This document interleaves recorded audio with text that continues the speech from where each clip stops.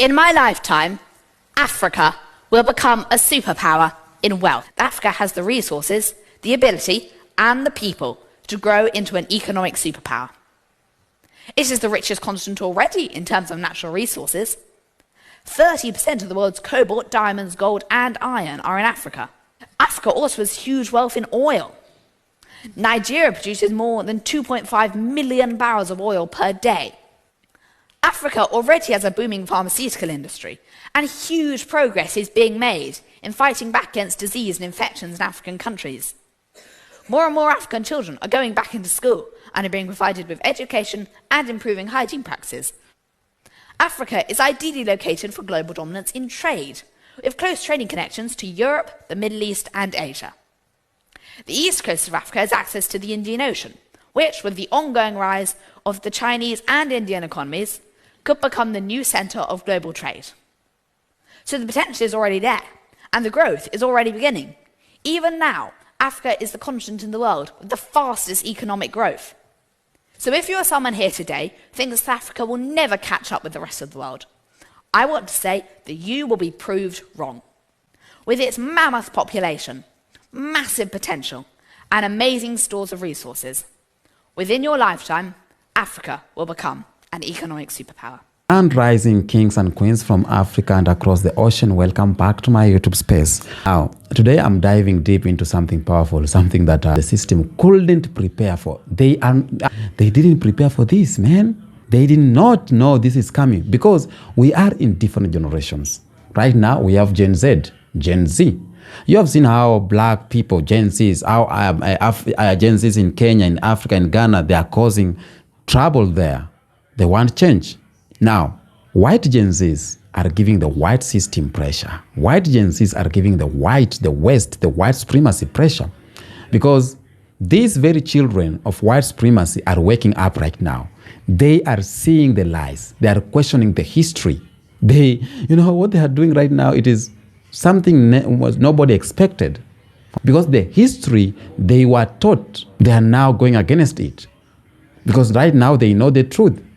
And many of them are now saying the same thing we as black people have been saying for the generations, that Africa is powerful, black people are so powerful, and the system is built on lies. Now, come back. Please stay tuned. Stay tuned, buckle up, because I have a lot more to say. Where are you going? Africa. Why? Because the coolest people are there. In Africa? That's cool. You're right about that. How long are you going to be gone? Well, this is her last week. Oh, okay. This was her last week. Last week in school? You're moving to Africa? Yeah. Oh, I didn't know that, Mom. For work or why? I have a new job at a new city. What's your job? Well, I have to make sure people feel better and... Like a doctor? Yeah. Can you tell me more about Africa? What do you know about Africa? It's hot and pretty. It's hot and pretty? Yeah. What else? Well, it's a little pretty and it has cool people there. It's pretty and has cool people there. She wants to see the zebras and the monkeys and the giraffes. Oh. She wants to see the elephants too. Oh, so you're just moving there for the wildlife, or? Seems like a pretty and the rash tigers decision. And We're moving there for how long? Are you just like a Doctors Without Borders thing? Or you said you're a doctor. It was just 10 weeks. Oh, like a 10-week assignment? Okay. That's so cool.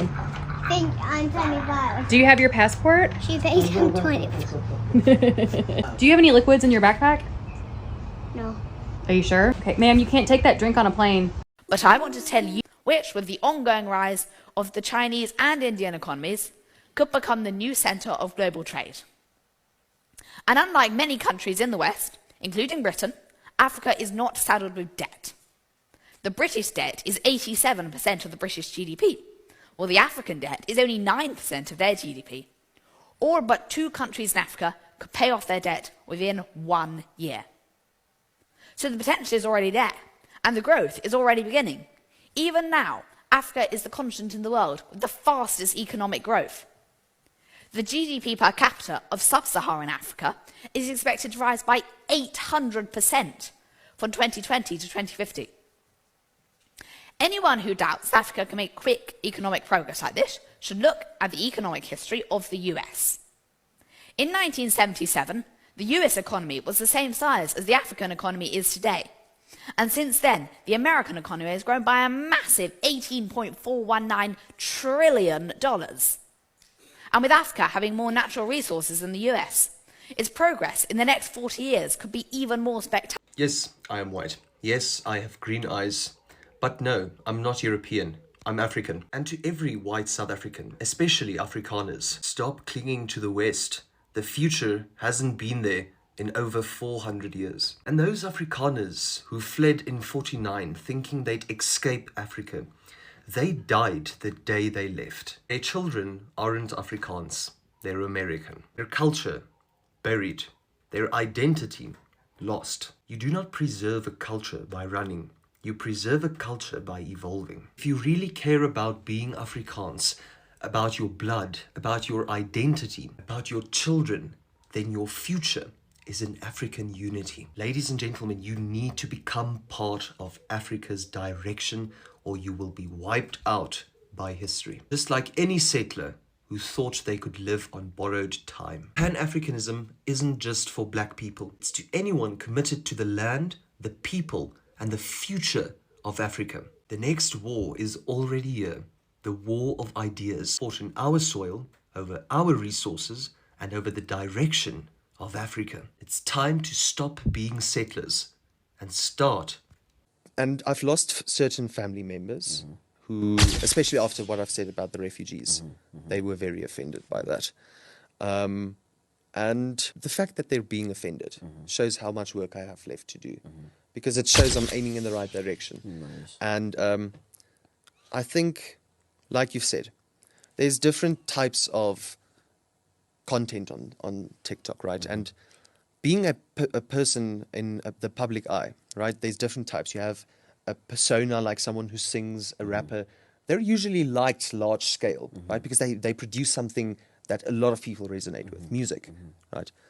As a person who gives my personal opinions, right, I'm almost attacked half of the time. To every American who foamed at the mouth because I dared to speak the truth, I don't owe you an apology. America has never apologized for being the global blueprint for hypocrisy. Slavery, invasions, regime changes, and mass incarcerations, and to the Afrikaners clutching their pearls. The fact that my own community is attacking me with more rage than they ever showed apartheid shows the work I'm doing matters. And I'm not here to comfort you. I'm here to expose you. I will not back off, and I will not tone it down. And I will never apologize for challenging cowardice dressed in nostalgia. If that offends you, good. It means I'm aiming in the right direction. I have never been more disappointed as a white woman. I have been deconstructing a lot. I have been deconstructing the Mormon faith that I grew up in, but not only that, I've been deconstructing my own white culture. And what I've come to realize, and that's been honestly probably not a huge surprise to anyone else, but for me it was a huge surprise to realize and learn that white culture is racism. White culture is white supremacy. How did I grow up not knowing the names of people like Emmett Till, of people like Solomon Northup, of people like, I did learn about Harriet Tubman, but you know, she was pretty mainstreamed, Rosa Parks, Martin Luther King, Malcolm X. All three of those, Rosa Parks, Malcolm X, and Martin Luther King, I was taught growing up. Like, for example, Malcolm X, he's a rioter. Martin Luther King, he wasn't good. He was a plagiarizer. He plagiarized his work. What? What? And back then, hearing it, be like, oh, yeah, okay, yeah, he doesn't deserve a whole day to himself. He was quintessential for changing the civil rights movement. Watching Solomon Northup's 12 Years a Slave was probably the hardest thing I've ever done. I have watching the Nottoway plantation burn and see my palm-colored relatives say, oh, how sad, oh, it's gone. After learning what happens on those plantations, especially after the 12 Years a Slave, what do you mean you want to celebrate love and eternity and marriage on a place that was so heavily focused on hatred and ownership and torture and rape? I mean, I also I watched on YouTube Unseen Memoirs and Unseen Memories back when in the 20s, when they went the last generation of born slaves, born into slavery individuals, and they would stake them down, each arm, each leg, so you can't curl and whip them. But not only that, as if completely shredding their back open isn't bad enough, they're gonna go ahead and sprinkle salt on top and let you fry there in the sun. And most of the time, you end up not making it. You die from getting beat to death. Now, my ancestors, during that time, were creating a cult. They weren't rich enough to own slaves, so they tried to scam their own color, and they created a cult that is now the Mormon Church. Still very widely successful today. Yes, Joseph Smith is in these veins, unfortunately so. The Mormon Church on its own is so heavily racist. The fact that Joseph Smith allowed black people into the church, and then all of a sudden, why not take black people's money too? You know, like, of course, but then they took that back and said, well, you can't get all of it. And it's just like that in America, from our healthcare system to every single thing. Voting, everything. You've seen that here in Atlanta with the issues of people not able to go and vote. Like, how dare we do that to them? This Nottoway plantation, it blew my mind that people that are still living in that area can track their ancestors back to that plantation, and to think that there are people having weddings there, that is not. I would be there every weekend fucking protesting if those were my ancestors. Like, what do you mean you are celebrating? If that happened to me and my ancestors, I would want to burn it all down. The whole acre, all of it. And the wealth. Because you know who really deserves that land? The people who made the money from it. The people who built it. The people who cultivated it. Not the people who whipped. We gave Native Americans land. Where is their retribution? And it's up to us as white women who are deconstructing the patriarchy and breaking away from our ties to the white man to say, hey, that's not appropriate. That is racist. What you are doing is racist. That's a microaggression. Whether you want to think so or not, what you're saying is not appropriate. 13th, that movie, Khalif Browder, how he sent that man to hang himself because he wouldn't take a plea off of something the poor child knew he didn't do. I need more resources. I need more education. I follow the White Woman Whisperer and Knitting Cult Lady. I love them.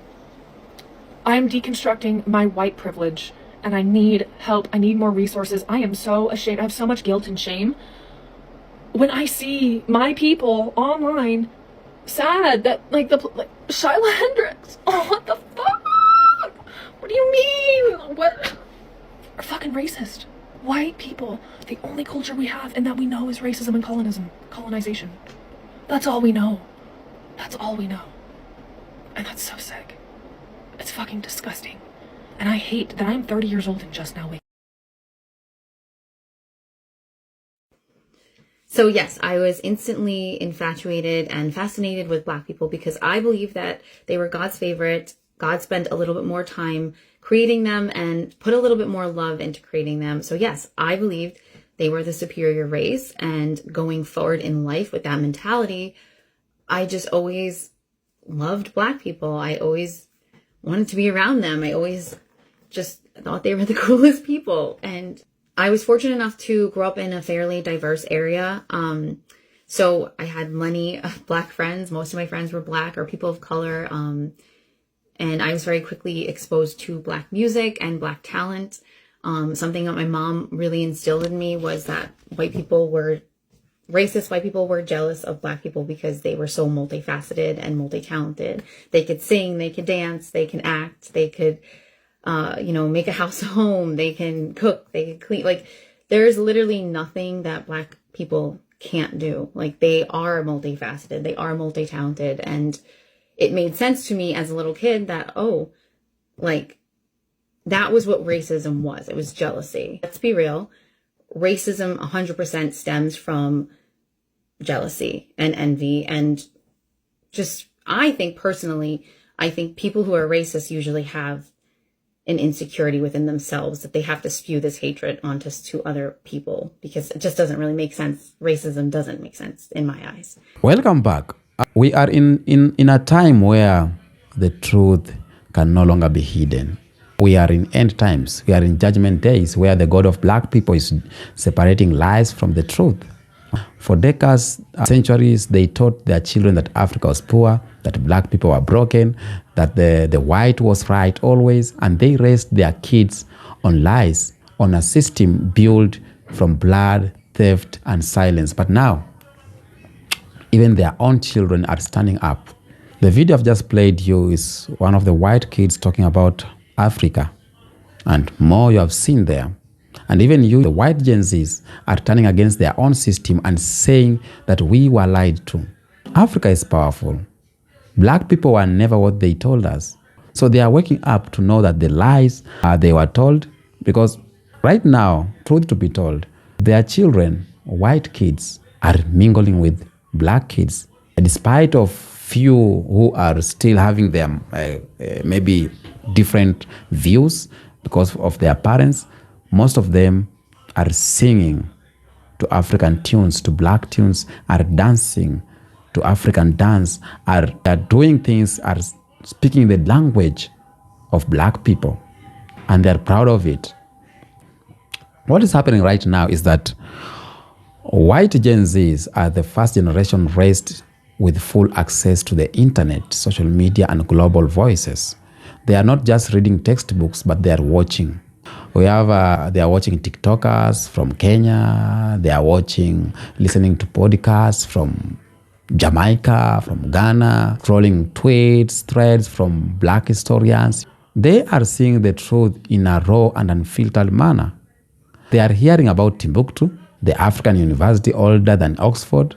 They are hearing about Mansa Musa. They are learning about ancient Egypt. When they hear of Mansa Musa, they hear of a black king wealthier than any man in European history.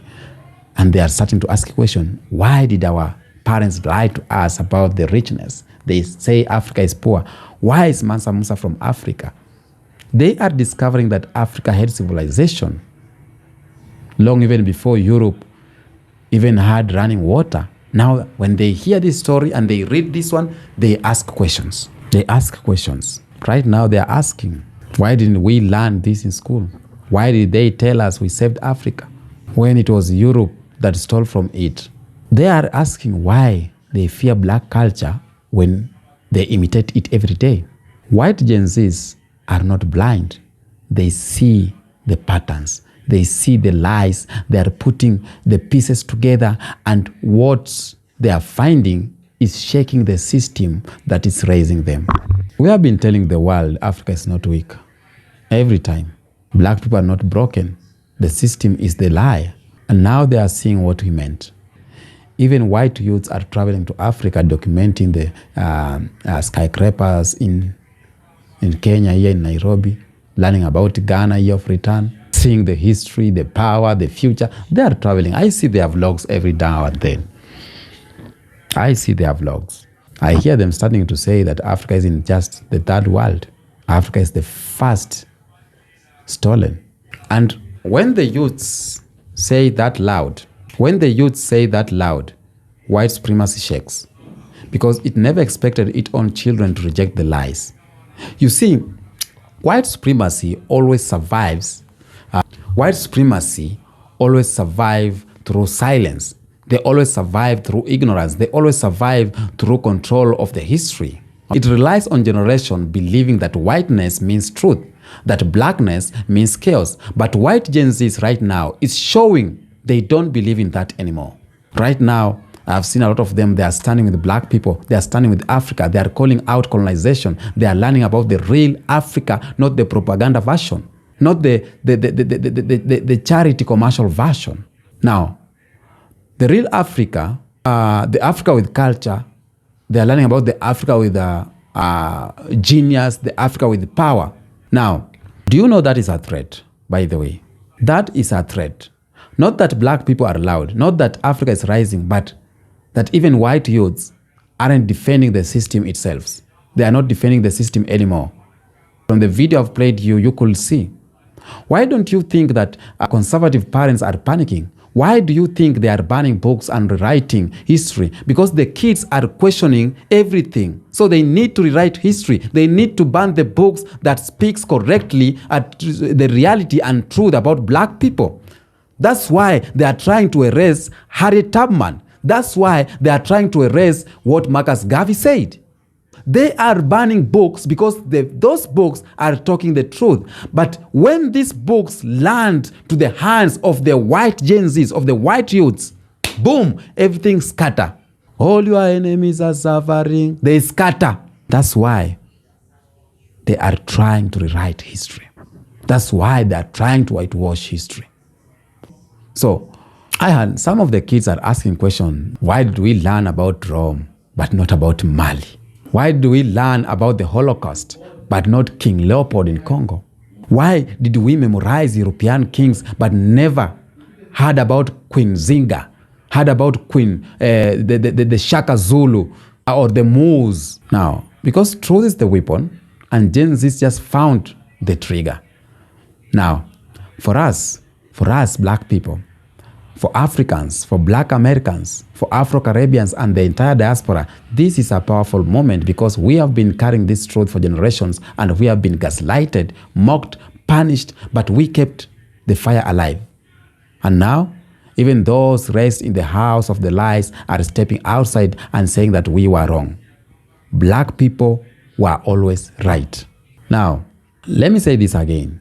They understand they were wrong and black people were right. They are learning that everything around them was built on our backs, on black backs. They are learning about African minerals. They are learning about the stolen labor. They are learning about the looted lands. They are learning that the clothes they wear, the phones in their hands, even the music they listen to, all of it come from the people they were told were less than. The people they were told they were inferior. They are learning that power was never white. It was just stolen. Now, white Gen Z is asking the world to see the truth, to acknowledge it. And I see to the videos, I go on social media there. And because even personally, when I was growing up, I am African, I am black, but I learned white people are the greatest people. Now, there's a video of king of, I think, he is a white YouTuber going around with a cyclist bike sitting down. Kiev, something like that. He was passing across Burundi. He was passing across Burundi. And I was seeing Burundians, Rwandians, even Tanzania, following him behind, running, because they have seen a white man.